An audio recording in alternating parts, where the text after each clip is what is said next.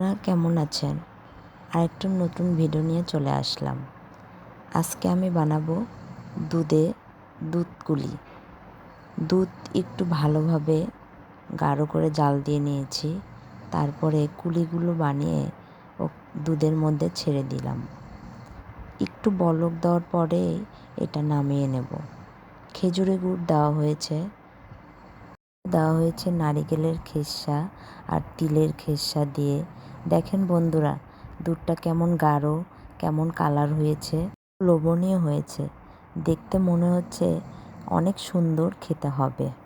নিয়ে নিলাম আমাদের দুধকুলির আজকে পিঠা। এই ফ্রিজে 2টা পিঠা রাখলাম।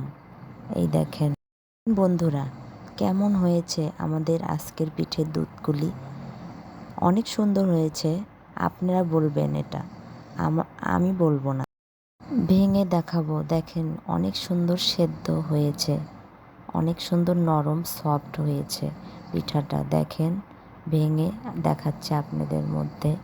এই দেখেন সুন্দর করে চামচে উঠিয়ে নিলাম। ভিডিওটি দেখার জন্য ধন্যবাদ।